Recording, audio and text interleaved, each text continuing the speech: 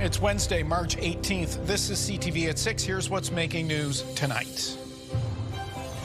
A youth is arrested after international police uncover a domestic terror plot. Demands on both sides of the border to put the brakes on highway tolls.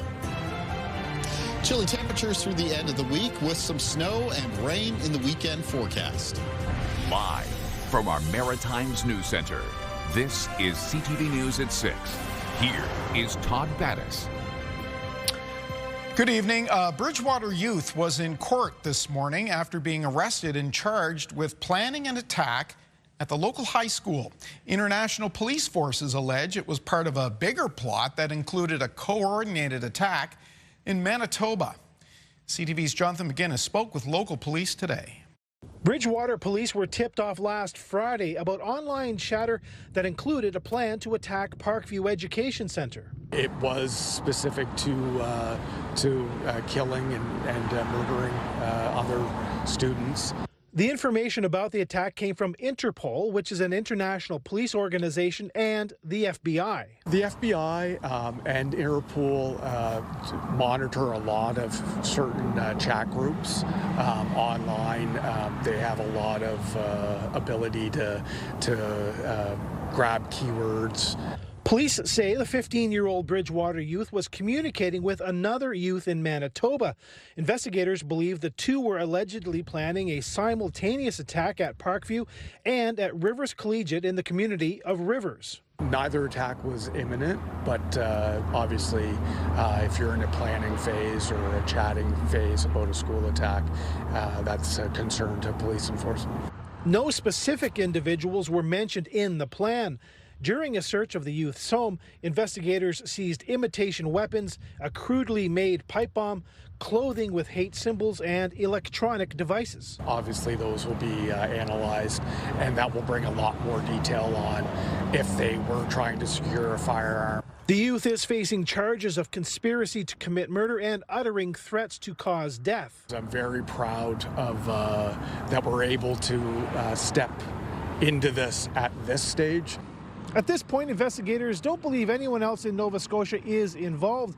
Deputy Chief Danny McPhee says there could be more charges laid against the Bridgewater youth once they go through the electronic items that were seized. Jonathan McGinnis, CTV News, Bridgewater. Well, this might be a first. Nova Scotians are criticizing an item in the New Brunswick budget, and they're getting support from neighbours also upset by the province's plan to start charging tolls along the Trans-Canada Highway near the border. CTV's Derek Haggett has reaction. The thought of having to pay a couple of bucks to enter New Brunswick isn't sitting well with people in the border town of Amherst. I don't like it. I think it's just terrible. When I found out about it, I just thought it's kind of a silly idea. The New Brunswick government announced the toll in its provincial budget yesterday, estimating it will bring in over $10 million in revenue per year. The news, a bit of a shock to the mayor of Amherst. This added tax, because quite frankly, that's what a toll is. It's a tax. And I think that, unfortunately, we're going to bear the brunt of it here in Cumberland County and Amherst. Out-of-province vehicles traveling on the Trans-Canada will have to pay a fee at a tolling station to be built in the Olac area. I think it's just terrible. It's a tax on the local residents here more than it is a tax on people driving through New Brunswick as it is intended. About 1/3 of the workforce from Amherst leaves to go to work in New Brunswick every day. It's hard on especially minimum wage workers. It's hard for them to go back and forth and still make a living. If you're going for pleasure, it's a little bit more understandable. It's going to slow sales down also for businesses in Amherst and probably New Brunswick with the toll. People don't want to pay extra money to go into a province. The amount is yet to be determined, but a spokesperson for the province tells CTV News it could be similar to the $4 per vehicle toll at the Cobequid Pass in Nova Scotia. People that have to go to the Moncton Hospital, George Dumont, those things, extra cost to them, and those it's hard times right now. The province of New Brunswick says the exact location of the tolling station in the Olac area is still yet to be determined. Derek Haggett, CTV News, Amherst, Nova Scotia. Now, a day after it was tabled, some groups are expressing frustration with what's not in the budget. They were expecting efforts to curb spending. Instead, the government is piling $6 billion onto the debt. Here's CTV's Nick Moore. New Brunswick's day after the budget debate focused on a growing deficit and a net debt that has never been higher. This is horrifying that this government thinks that they can sell to New Brunswickers a deficit spending program that they have no plan to get out of. They're not even trying, Madam Speaker. The budget that we have put forward does something that I can understand that the members opposite might not be familiar with. It tackles years of underspending in health care, and it puts New Brunswickers first. Reaction to the budget is coming in from the local business community, including the Chamber of Commerce for Greater Moncton. We were surprised by the lack of tough spending decisions in this budget that has led us to, the biggest deficit this province has ever seen. Debate in the legislature included questions about how bankers will respond to the budget through the province's credit rating. It was left in a good position under us. When is our credit down rating coming, and how much is it going to be? If the credit ratings are going to start reducing, it's based on a number of factors. Budget is one of them. Ability to have your economy move is another. So there's a lot of factors that go into there. Right now, potentially we could see some changes across the country, but it's something we're looking at. This is just not sustainable. So we are concerned about that. We represent 1,000 businesses in Greater Moncton, and certainly on behalf of those businesses, a province's credit rating is important. As of today, Morningstar DBRS currently has New Brunswick rated A or high with a stable trend. Nick Moore, CTV News, Fredericton. On our website right now, a Middle Sackville victim was bilked out of $300,000 in a romance scam. You can read the details at ctvnewsatlantic.ca.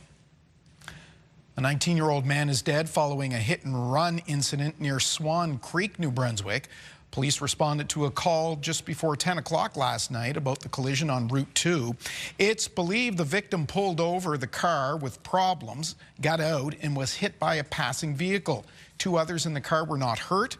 An hour ago, police issued a release saying they're now looking for a blue Mitsubishi Lancer sedan. And police in Cape Breton have just released images of the type of vehicle they're looking for in connection to a hit-and-run death near Lewisburg. This is the make of vehicle police believe struck and killed a 23-year-old woman on the weekend. They're looking for a recent model Buick Encore Avenir. That's a small SUV. Officers suspect there is damage on the front end, and they're asking the public for help locating that.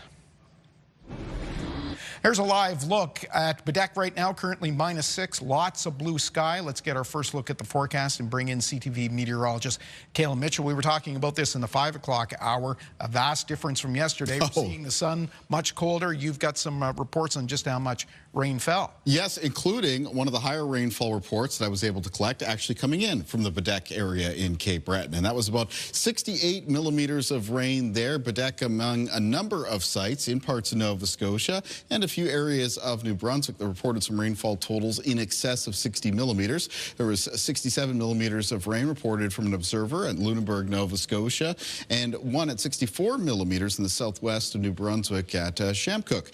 Other parts of Nova Scotia and southern areas of New Brunswick picked up some rainfall amounts in excess of 30, 40, even 50 millimeters. Other parts of the Maritimes in a general range around 10 to 30 millimeters of rain. Of course, it's got some of the rivers and the streams running pretty good around parts of the Maritimes now, and our view picture for tonight at the end of the show is going to feature that coming in out of Guysborough County in Nova Scotia. For today, though, it was about sunshine and colder temperatures. An area of high pressure was in place, and we do have a little bit of thin, high cloud cover moving in over parts of the Maritimes for this evening. That'll be around for tonight. Shouldn't be causing us much issues, and aside from it being colder, weather conditions remain on the calmer side as we move through tonight into tomorrow. So if you're going to take advantage of what should be some fairly clear night skies. Remember, we do have a little bit of high cloud cover moving in.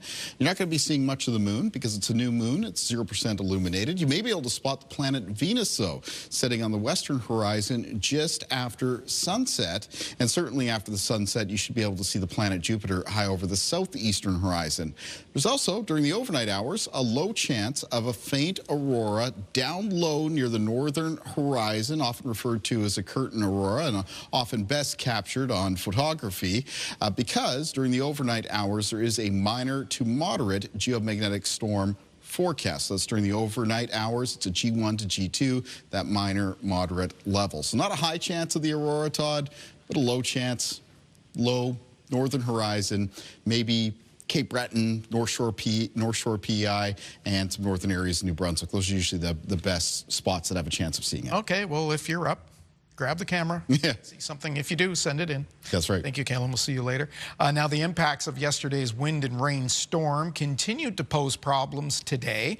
Power remained out in spots for a while, and debris was down in others. In some places, water was the issue. Here's CTV's Emma Convey. Local soccer teams won't be playing on this field anytime soon, with water levels in some areas above knee height. Despite this being the time of year Truro and parts of Colchester County expect flooding, this case was a bit different. In this particular case yesterday, the heavy rains started just as the tide was coming in.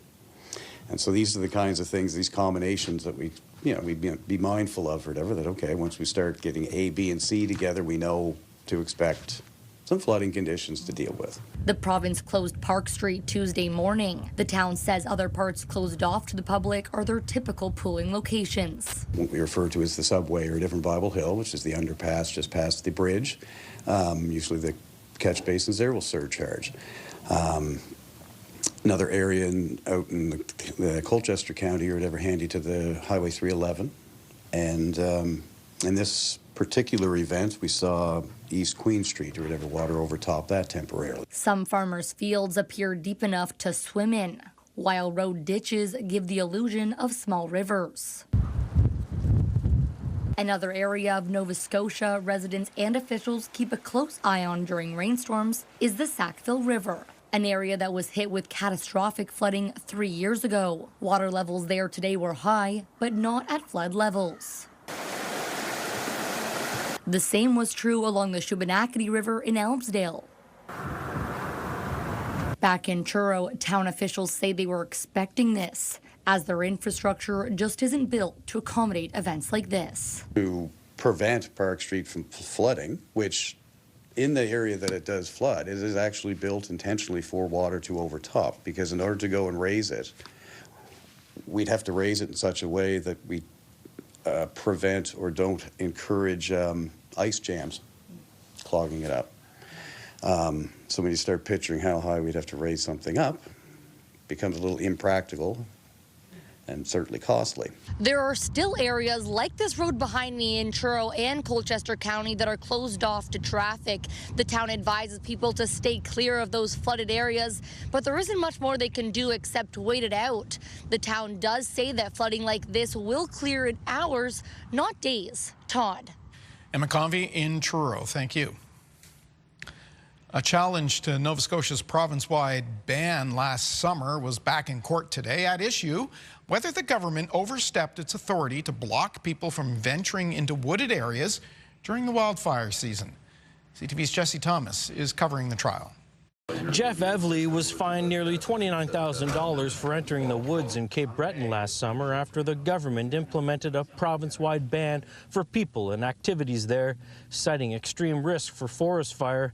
Evely and his lawyers argue the ban went too far, covering nearly 80% of the province, which is considered forest. There's a much bigger principle at play here, and we have a constitution for a reason, and we have a right to liberty. Evely, a former Canadian Armed Forces member, says he lives with PTSD, and the woods near his home in Sydney is where he spends many hours each day. His legal team argues government took a heavy-handed approach with the woods ban, blocking hikers while allowing industry and heavy equipment into the woods. There were innumerable measures they could have put in place before getting all the way to an outright ban of all humans from the woods. The province maintains the Minister of Natural Resources had to act with the fire risk being high to extreme right across the province and with the ongoing drought conditions. Now, the province's lawyer pointed out this was a temporary ban and argued that most fires are human-caused, so restricting people from entering the woods was justified in protecting the forest from fire.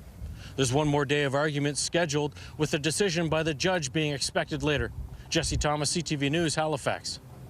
Prince Edward Islanders are mourning the passing of Health Minister Mark McLean. The cabinet minister died yesterday at the age of 56 following a serious illness.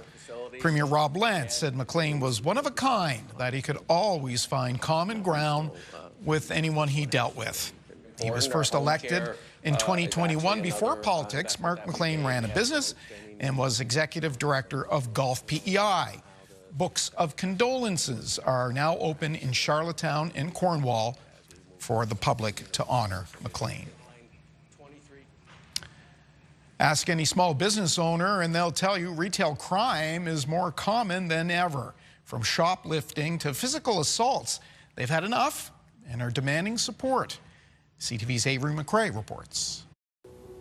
It's a quiet Wednesday at the Consign Boutique in East St. John, but that doesn't mean eyes aren't watching from above in case of any mischief. It's not like we say, oh, come on in, we'll turn our backs as you go and steal something in our store.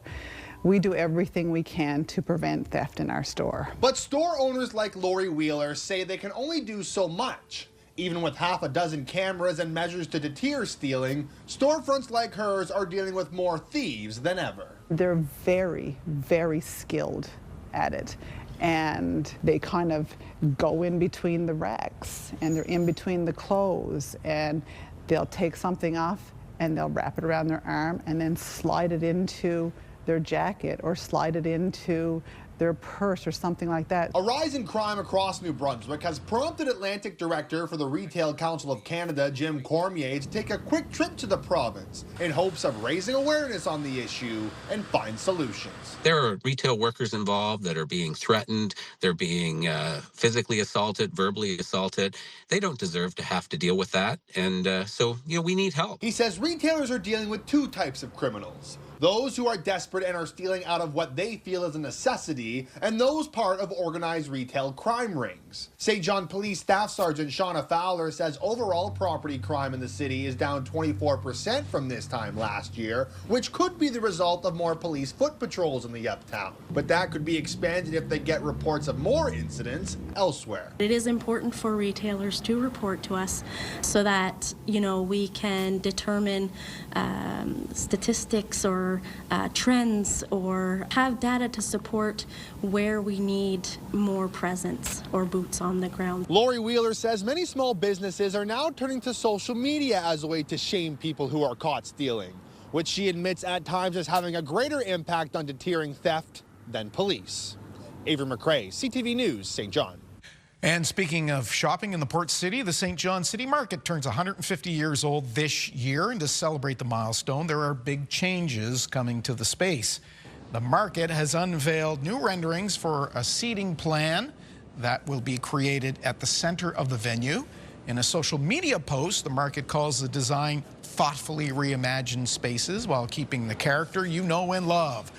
Work has already begun on preparations for the changes, but there is no word on when the redesigned area will be finished and open to the public.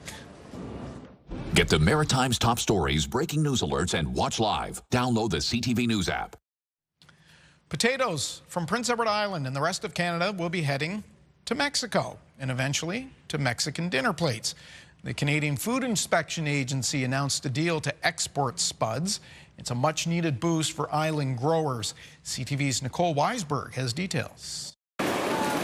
This year marks 30 years for the Little Potato Company. The Edmonton-born business has grown exponentially in that time and may soon have another large market to venture into. This is a really good step in the right direction. Sanford Gleddy is referring to the newly announced agreement between the Canadian Food Inspection Agency and its Mexican counterpart to ship fresh potatoes to Mexico for the first time. Limited details have been released, but the Little Potato Company is already anticipating the work ahead. Making the connections within the marketplace, getting the right partners, all the usual things, trying to show how our product might be different or fit a different need in that market compared to what's already available. This PEI producer was part of the federal delegation that traveled to Mexico last fall to broker a deal. We are told it is similar to what the U.S. people have, and with the exception that we will be entering by water on the Gulf side as compared to the U.S. potatoes going in by land from the northern border. Ray Keenan says he expects it'll mainly be russet potatoes, a variety Mexico doesn't grow. This market's very premature. It's got a ways to go yet to get developed. Last year, Alberta was the largest potato producer in Canada, followed by Manitoba and Prince Edward Island.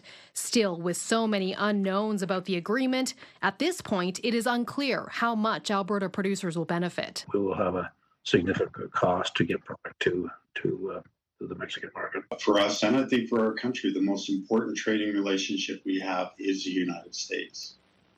And that's not going to change. Nicole Weisberg, CTV News, Edmonton.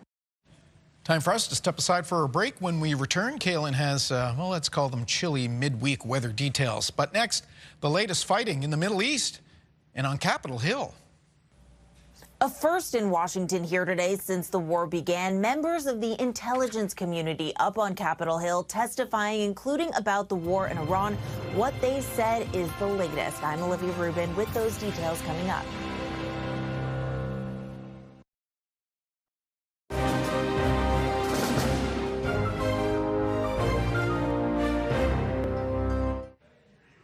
White House officials were peppered with questions from Congress about the war today. We get more details now from our friends at ABC News.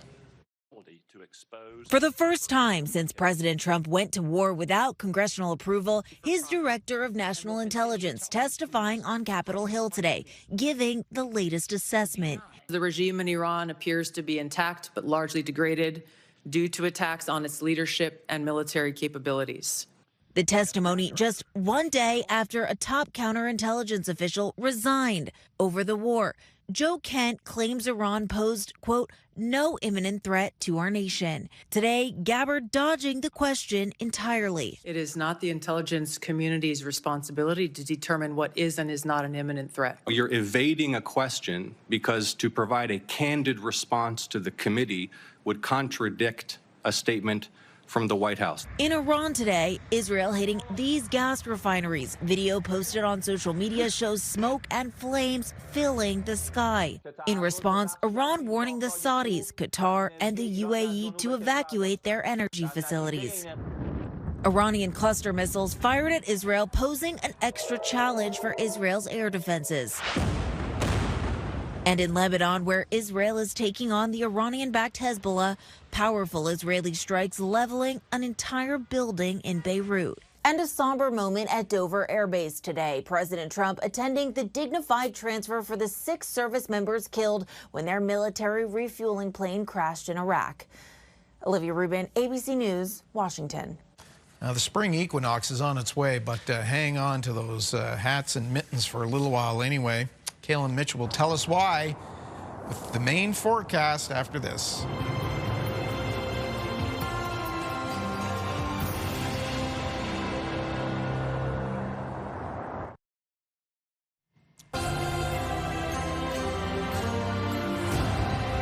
There's Burnt Coat Head Park along the Minas Basin, tide clearly out. -3 degrees, and Kaylin Mitchell joins us. I mentioned the spring equinox before the commercial break. Share with viewers just how industrious you are.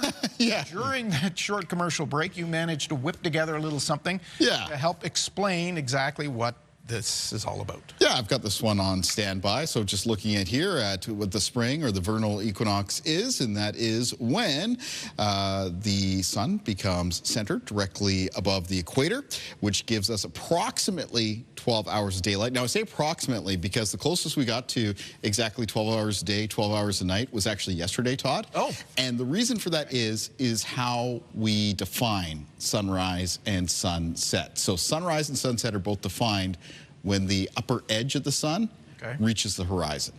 So you can see why that would offset it by a couple of days, right? It was overshadowed by St. Patrick's Day. Yeah, exactly. That's right. Now, if we were to measure sunrise and sunset time by when the exact center of the sun passes the horizon, then we would have approximately even 12 hours daylight and night for tomorrow. Friday. I'm already thinking ahead to Friday.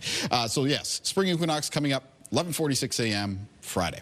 All right, taking a look at our forecast timeline. As we saw there from our video from Burnt Coat Head, there was a little bit of high cloud cover kind of located aloft. There will be some high cloudiness around parts of the Maritimes for tonight. It's going to be another colder night for the region as well, and that obviously means a cold start to the day on Thursday, so keep that in mind. If you are headed out the door first thing in the morning, you might want something a little bit warmer. Now, moving into the afternoon, it'll be a mix of sun and cloud around the region. There is a low chance of a scattering of some very light flurries coming into parts of Nova Scotia off the Atlantic by the time we get to Thursday afternoon. The highest chance of flurries actually looks like it'll be right around central parts of the province, but even there, I'd say it's around a 20 or 30% chance of any given community seeing a flurry. There's also a low chance of a couple of flurries up in Cape Breton. Heading into Thursday evening and Thursday nights, partly cloudy conditions around the region. There'll be a chance of some flurries later in the night around the northwest of New Brunswick, and a more widespread chance Friday morning that areas of New Brunswick could have some flurries moving through. Taking a look at the winds in the forecast for tomorrow, there's a change in the direction for the afternoon, becoming south and southeast, but with some gusts between 20 and 40 kilometers per hour. That is not going to have a big effect on temperatures. They'll be up a little bit compared to today. Tonight's low temperatures, though, very cold in the region, several degrees below the freezing mark. Some in New Brunswick down into the minus teens, and then highs in the forecast for tomorrow in the north of New Brunswick, mostly around -2, -1 for most communities. Grand Falls at around -2 for tomorrow, -1 for Miramichi. Fredericton tomorrow, the high temperature near +1. Same thing goes for St. Stephen, Campobello, -1 at St. John, and near 0 for Moncton in the southeast. For Prince Edward Island, high temperatures tomorrow, mostly between -1 and +1 with a mix of sun and clouds. South winds 20 gusting to 40 kilometers per hour. In Cape Breton tomorrow remains a little bit chillier with high temperatures between -1 and -3. For the eastern shore and north shore of Nova Scotia, most of the high temperatures between -2 and +1. Northern and central areas of Nova Scotia with high temperatures right around the freezing mark and that low chance of flurries that I was talking about earlier. For the Annapolis Valley, high temperatures tomorrow around +1 for Kentville, Middleton, near 2 for Digby. And on the south shore and in the southwest of Nova Scotia, most communities with a high temperature near 1 degree as well. Taking a look at the 7-day outlook, beginning first with New Brunswick. Coming up on Friday, again, heading towards the spring equinox. There is some flurries in the forecast. I saw those moving in for the morning hours. And then a mixture of snow and rain is possible Friday night into Saturday. And there might be some accumulating snow for parts of New Brunswick by the time Saturday morning comes around. A second low-pressure system brings another mixture of snow and rain through at the end of the weekend on Sunday. That's followed by a mix of sun and cloud through the start of next week, and then a chance of flurries on Wednesday. For Nova Scotia in the forecast, heading into that first day of spring, it's a mix of sun and cloud. Though late Friday night into Saturday, a light mixture of snow and rain expected to move in and through. There's a second system in behind it, so another mix of snow and rain for the end of the weekend on Sunday. The highest chance of accumulating snow, northern eastern parts of the province. A mix of sun and cloud afterwards for Monday and Tuesday, and that's followed by a chance of flurries on Wednesday of next week. And for Prince Edward Island, the forecast, a mix of sun and cloud to get spring started, but a mixture of snow and rain arriving late Friday night into Saturday. A second round of a mix of snow and rain moving through at the end of the weekend on Sunday. That's followed by a mix of sun and cloud for Monday and Tuesday of next week, and a chance of flurries on Wednesday. Todd.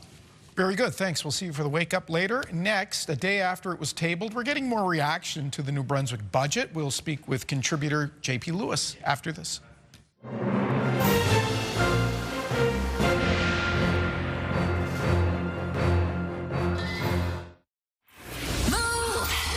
With Aaron and Peter. Win your share of $10,000 with Aaron and Peter's payroll. Register now at move100halifax.ca and listen for your name starting at 8 a.m.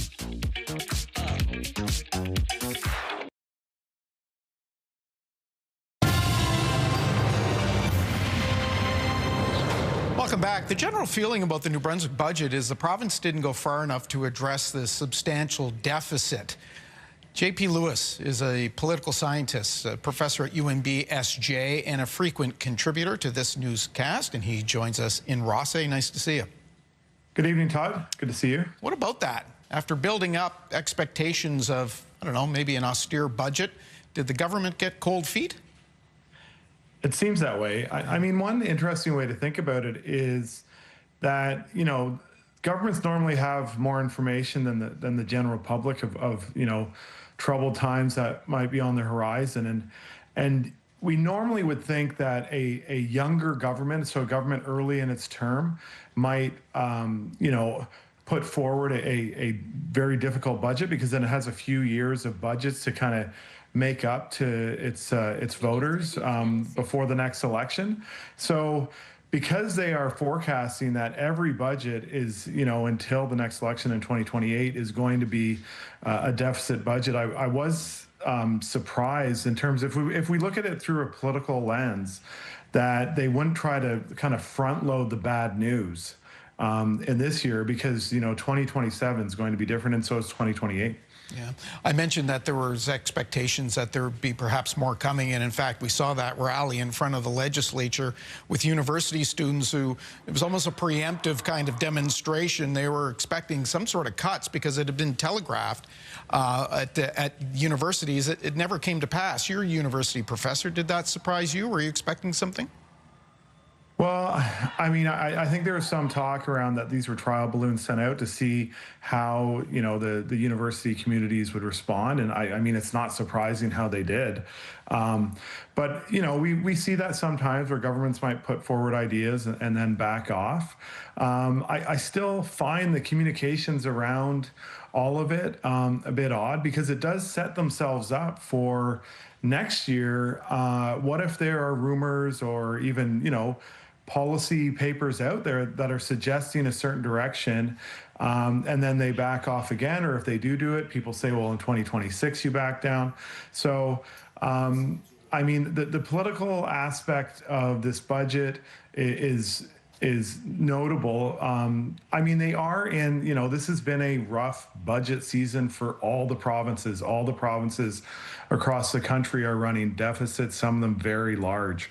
And also New Brunswick had a front seat to what was going on in Nova Scotia and the political fallout that hit Tim Houston and the Nova Scotia 2026 budget. Well, and the finance minister made no bones about it. He basically said, we saw what happened in Nova Scotia with the Tim Houston government, and we don't want any part of that.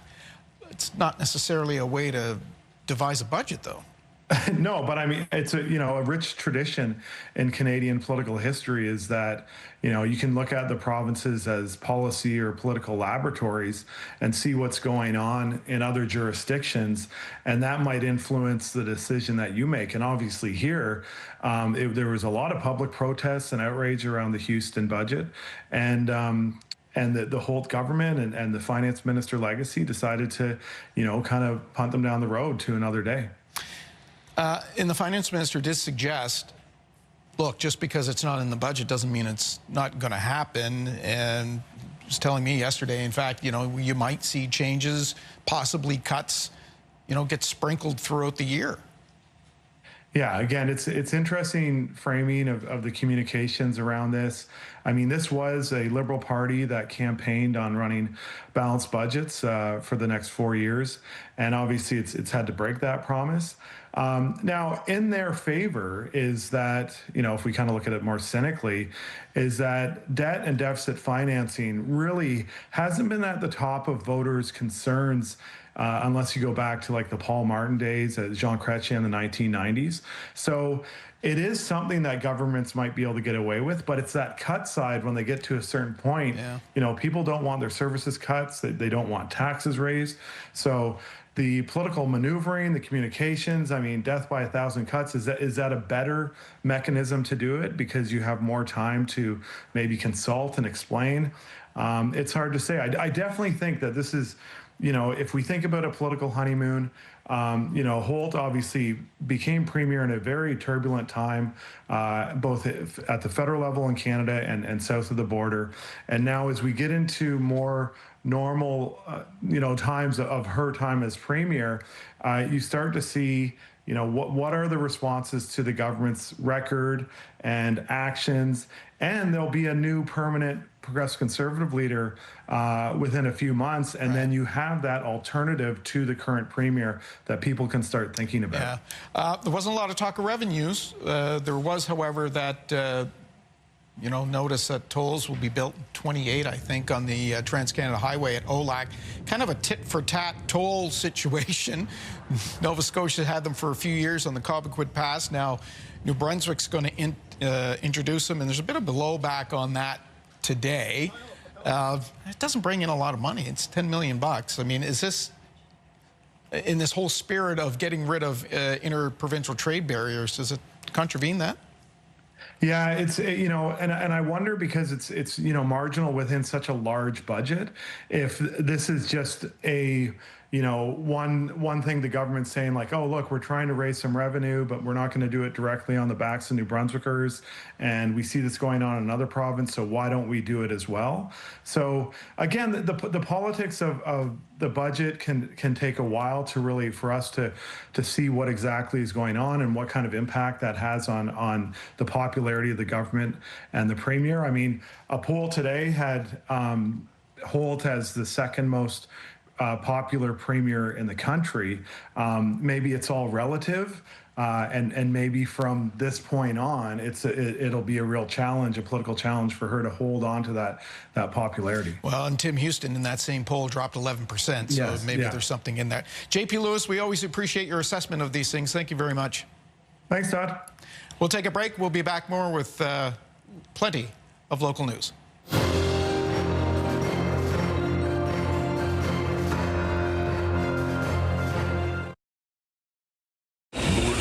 Of fast cash. What did you think was in the bag? Trapping young Canadians. She's a 19-year-old girl. As unsuspecting drug mules. People pay a lot of money for cocaine. W5 goes deep inside Hong Kong. There are 4 Canadians in prison right now. To uncover a crime syndicate. She wants us to expose these people. Hunting for traffickers. They just asked me to find people for them. Here at home, W5's Avery Haynes investigates. Saturday at 7 on CTV and Crave. In health news now, we find out why an award-winning author and professor says Canada's national men's health strategy is desperately needed. CTV's Callum Smith has more in tonight's edition of The Lifeline. A University of Manitoba professor says the federal government's plan to create a national men's and boys' health strategy is an important step to help issues like masculinity, mental health, and relationship building. Canadian men often die earlier, have low life expectancy, are more likely to get heart disease, suffer from cancers, suffer from obesity than anyone else in the country. Indigenous Studies professor Negon Sinclair says Canadian men are facing an ongoing crisis in society and that Ottawa's efforts are imperative to address the health disparities between men in Canada, particularly those who are Indigenous or immigrants. Men also experience higher rates of premature death, suicide, and substance use. One Canadian province is taking advantage of American healthcare workers looking to leave the country. When the first Trump administration came into power, we really kind of were getting worried and talking about potentially leaving the country. The BC government says a targeted recruitment campaign has paid off, gaining 414 U.S.-trained healthcare workers, including doctors, nurses, nurse practitioners, and allied health workers. The BC Nurses Union, though, calls it a drop in the bucket, saying there are an estimated 4,500 vacant positions in the province. With health and medical news, I'm Callum Smith for The Lifeline.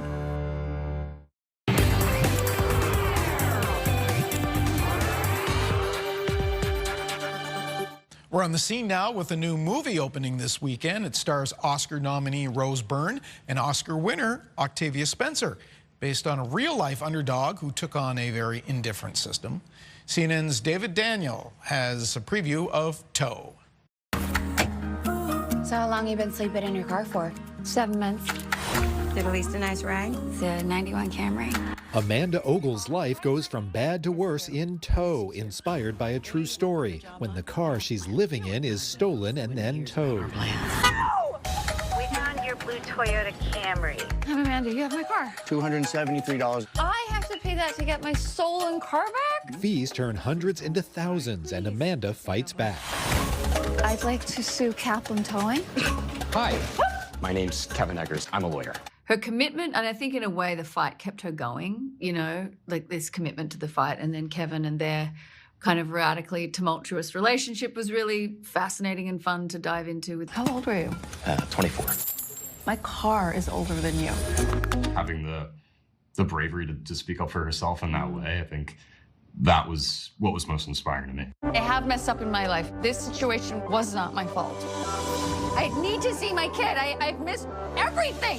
It's about many things, but about intergenerational poverty and how do you break out of that, and how, you know, these shelters and what they provide. You can make it. I see it. But I promise you, you cannot make it alone. None of us can. She has to go on this journey thinking she can do it alone until she realizes that is going to be impossible, and then turns to the people around her, which, you know, is something we all need, right? Community. We all need community. Maybe today the system does the right thing, even for someone like me. In Hollywood, I'm David Daniel. Toe opens in theaters around here on Friday. Meanwhile, here's what's on your television tonight.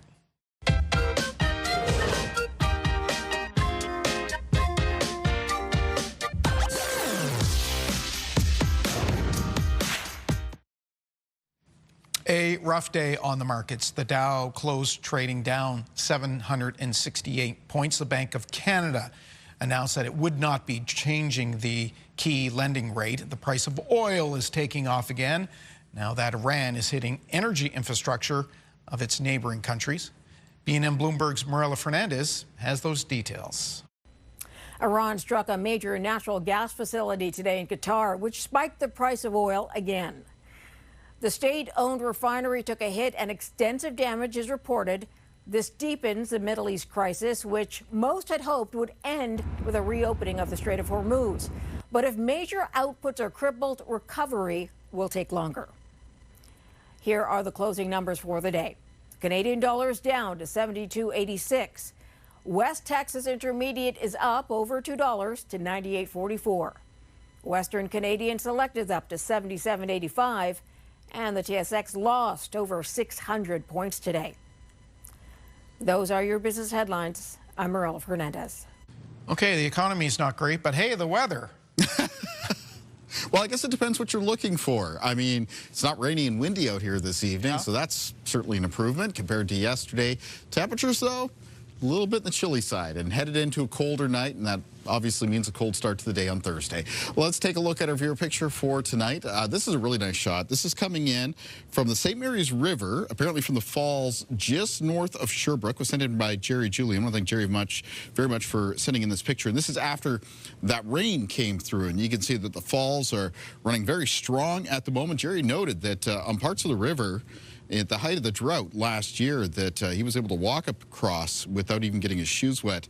Now, Jerry lives in Sonora, sent in a rainfall report. They picked up about 30 millimeters of rain, and for tomorrow it is going to be a mix of sun and cloud with a high temperature of around -1. Here's the start of the day, though, around the Maritime region. You can see the morning temperatures there in a lot of communities between -5 and -9, and colder than that. We're up around northern areas of New Brunswick, and then moving into the afternoon, most of the high temperatures tomorrow in the region will be in the range of a few degrees below to a few degrees above the freezing mark. Low chance of a couple of light flurries showing up in areas of Nova Scotia. Otherwise, a mix of sun and cloud expected across the region. Let's find out what's coming up on your Morning Atlantic. Thursday on your Morning Atlantic, 'tis the season for a deep clean. Our friend Sherry French shares her top spring cleaning hacks to get your space sparkling. Start your morning with us Thursday on your Morning Atlantic on CTV2 and live on Crave. Finally tonight, a special tribute to actor Sean Penn in Ukraine. Your presence here means... Penn received an Oscar-shaped award made from a rail car damaged in a Russian attack. It happened during a visit to Ukraine. The 65-year-old Penn won the Oscar Sunday night for Best Actor, supporting actor rather, in the political thriller one battle after another.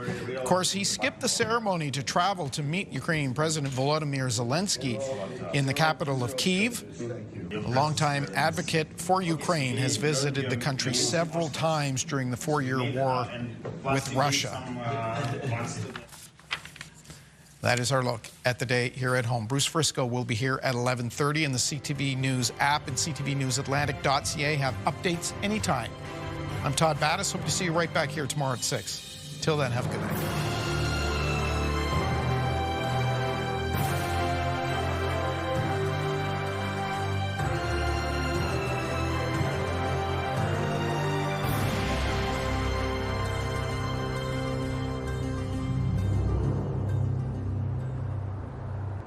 CTV News, the Maritime's #1 newscast. Watch live on Crave.